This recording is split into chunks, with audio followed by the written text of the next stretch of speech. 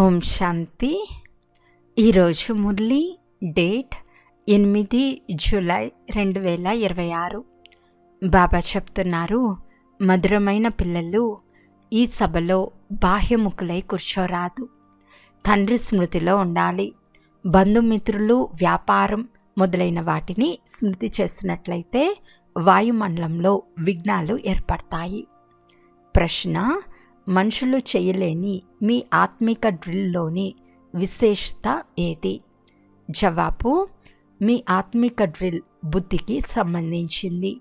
దీని విశేషత ఏమంటే, ప్రేయసులైన మీరు మీ ప్రియతముని స్మృతి చేస్తారు. దీని సంకేతమే గీతలో కూడా వచ్చింది, మన్మనా భవ. కానీ మనుషులకు తమ ప్రియుడైన పరమాత్మను గురించి తెలియదు. మరి డ్రిల్ ఎలా చేయగలరు? వారు ఇతరులకు దైహిక డ్రిల్ను నేర్పుతారు. ఓం శాంతి. యోగం చేయించే పిల్లలు ఇక్కడ ఏం చేస్తున్నారో తండ్రికి తెలుసు. ఇక్కడ కూర్చున్న పిల్లలకు కూడా తెలుసు. స్మృతి యాత్ర చేసే డ్రిల్ను చేయిస్తున్నారు. నోటి ద్వారా చెప్పేది ఏమీ ఉండదు. ఎవరి స్మృతి ఉంది? పరంపిత పరమాత్ముడైన శివబాబా స్మృతి.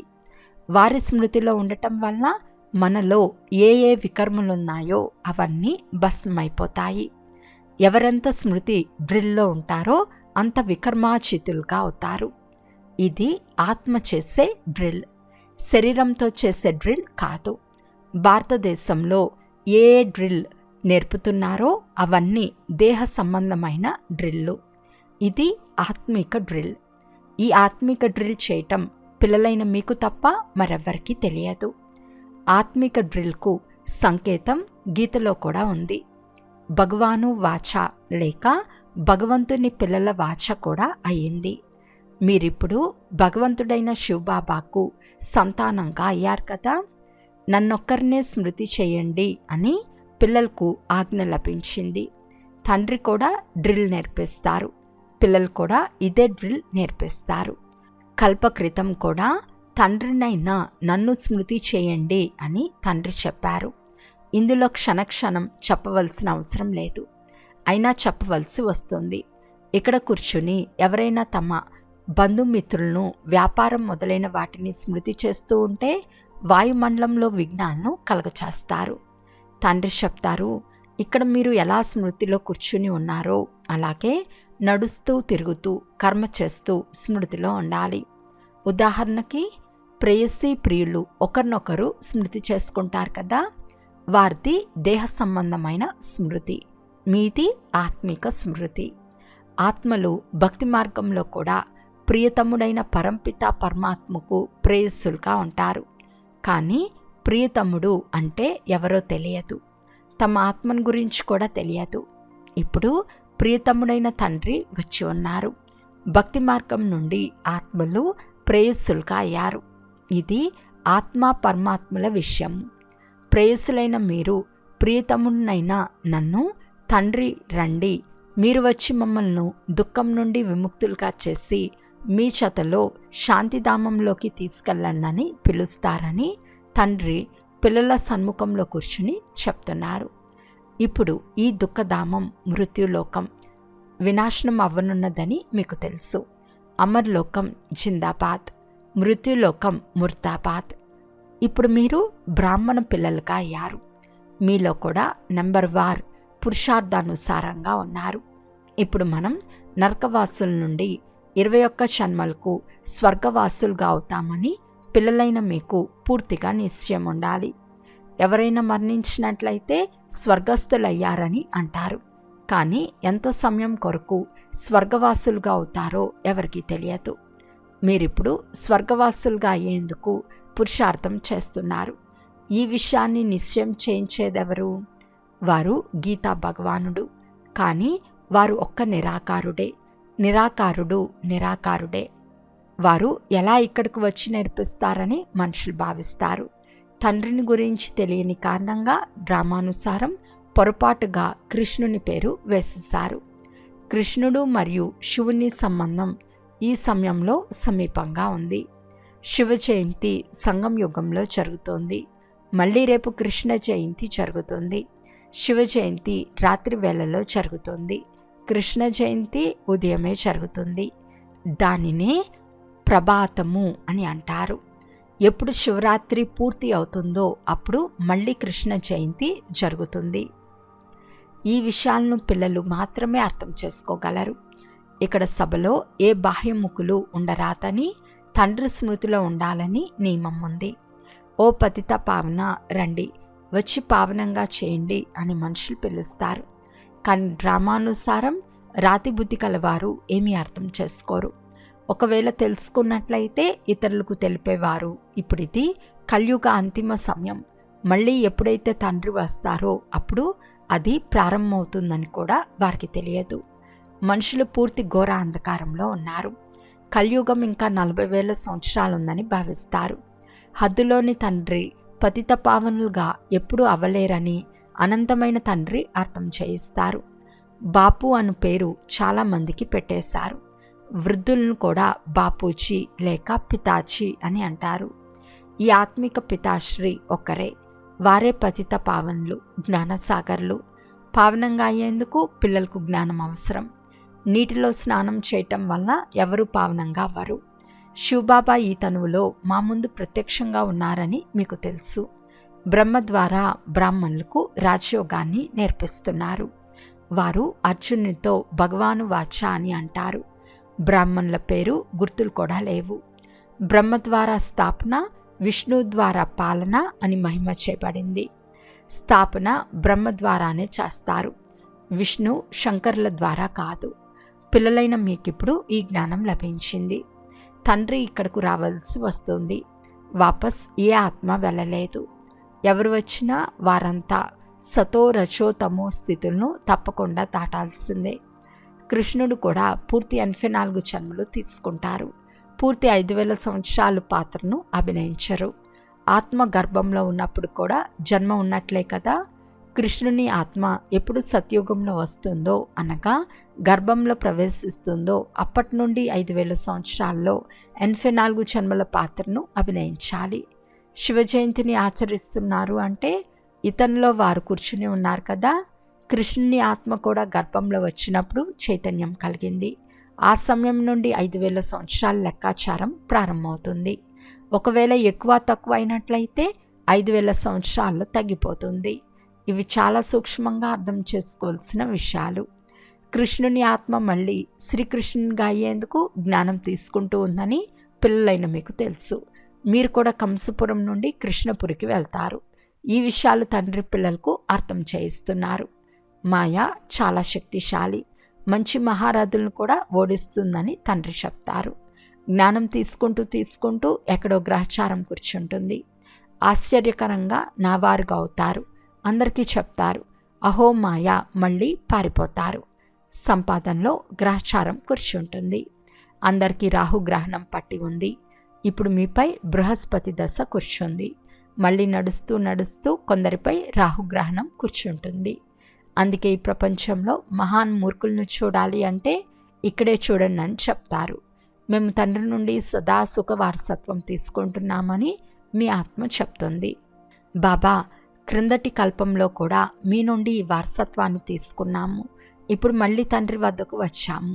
తండ్రి చెప్తారు, మీ సేవా కేంద్రాలకు వెలుపుల నుండి చాలామంది ఈ జ్ఞానం తీసుకునేందుకు వస్తారు. ఇది ఇంద్ర సభ. జ్ఞానవర్షాన్ని కురిపించే శివబాబా ఇంద్రుడు కదా. కనుక అలాంటి సభలోకి ఏ పతితులు రాలేరు.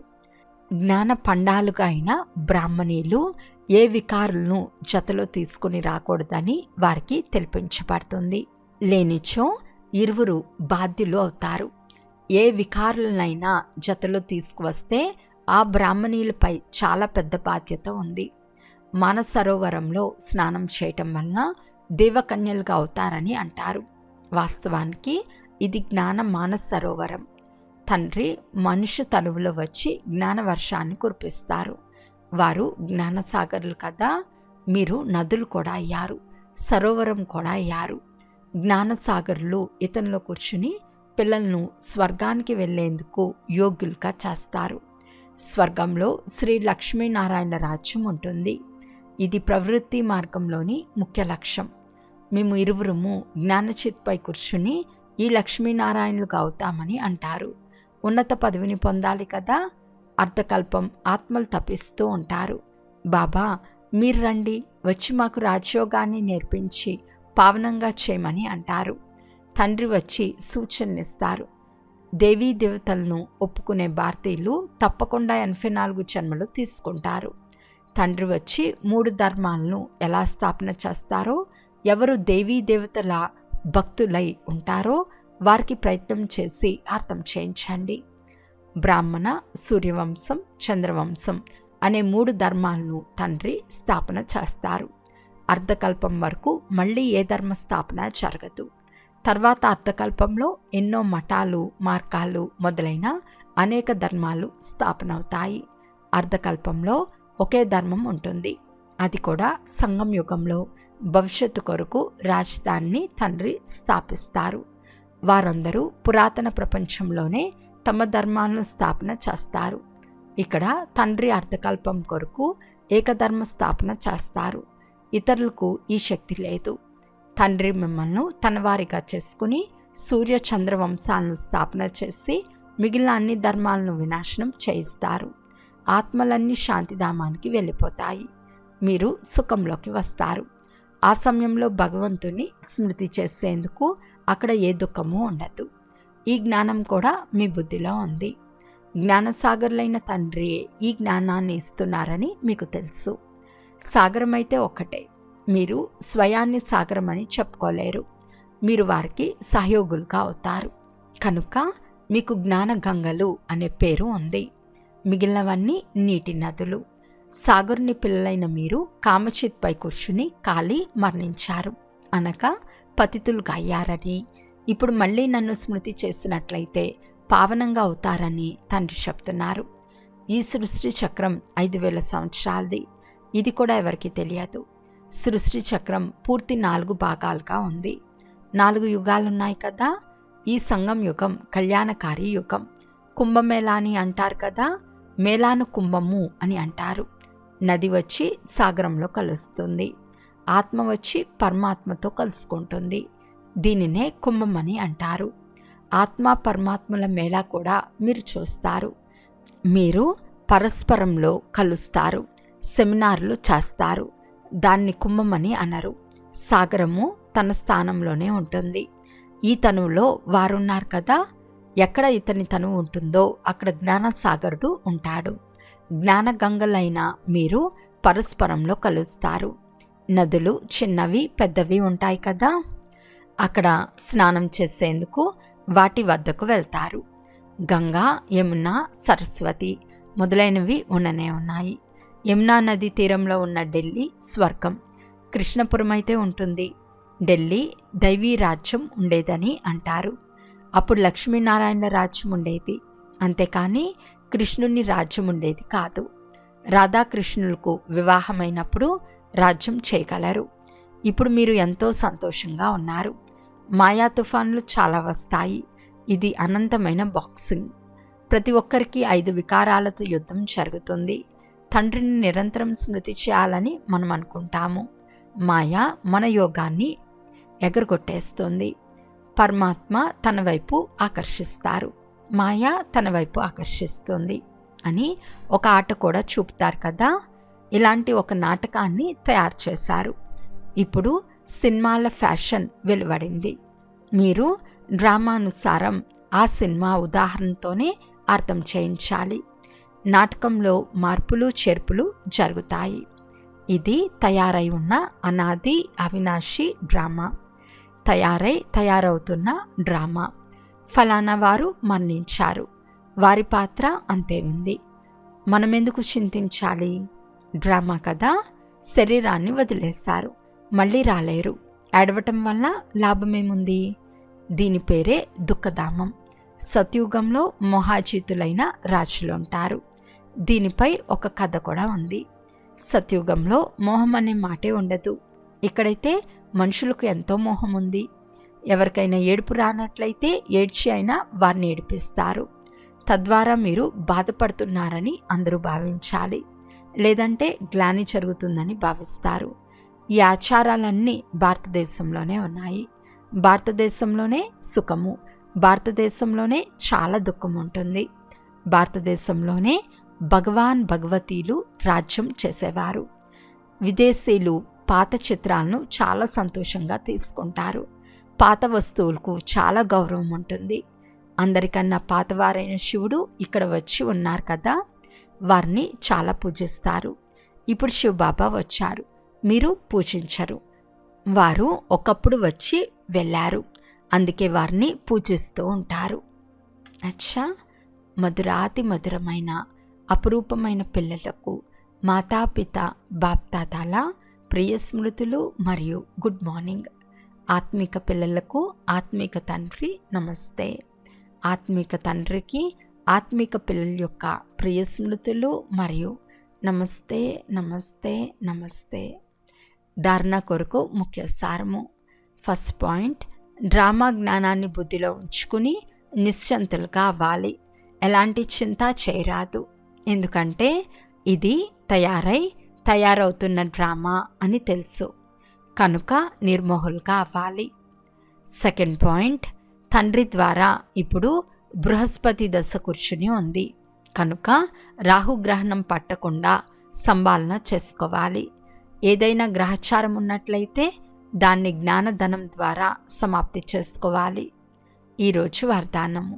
స్వయం యొక్క టెన్షన్పై అటెన్షన్ ఇచ్చి విశ్వం యొక్క టెన్షన్ను సమాప్తం చేసే విశ్వ కళ్యాణకారి భవ. ఎప్పుడైతే ఇతరుల పట్ల ఎక్కువ అటెన్షన్ ఇస్తారో అప్పుడు మీలో టెన్షన్ నడుస్తుంది. అందువలన విస్తారం చేసేందుకు బదులు సారస్వరూపంలో స్థితమైపోండి. క్వాంటిటీ సంకల్పాలను ఇముడ్చుకొని క్వాలిటీ కలిగిన సంకల్పాలను చేయండి. మొదట సొంత అటెన్షన్పై అటెన్షన్ ఇవ్వండి. అప్పుడు విశ్వంలో ఉన్న అనేక ప్రకారాల టెన్షన్ను సమాప్తం చేసి విశ్వ కళ్యాణకారులుగా అవ్వగలరు. మొదట స్వయాన్ని చూసుకోండి. సొంత సర్వీస్ ఫస్ట్. సొంత సర్వీస్ చేసుకుంటే ఇతరుల సర్వీస్ స్వతహాగా అయిపోతుంది. స్లోగన్. యోగంను అనుభవం చేయాలి అంటే దృఢతా శక్తి ద్వారా మనసును కంట్రోల్ చేయండి. అవ్యక్త సూచన. జ్వాలా స్వరూప స్థితిలో ఉండి శక్తిశాలి స్మృతిని అనుభవం చేయండి. ఎంతగా స్థాపనకు నిమిత్తంగా అయి జ్వాలారూపంగా అవుతారో అంతగానే వినాశ జ్వాల ప్రత్యక్షమవుతుంది. సంఘటన రూపంలో జ్వాలారూపం యొక్క స్మృతి విశ్వం యొక్క వినాశ కార్యంను సంపన్నం చేస్తుంది. అందుకు ప్రతి సేవా కేంద్రంలో విశేషమైన యోగం యొక్క ప్రోగ్రాం నడుస్తూ ఉండాలి. అప్పుడు వినాశ జ్వాలకు గాలి తోడవుతుంది. యోగ అగ్ని ద్వారా వినాశాగ్ని రగులుకుంటుంది. జ్వాల ద్వారా జ్వాల ప్రజ్వలితం అవుతుంది. అచ్చా, ఓం శాంతి.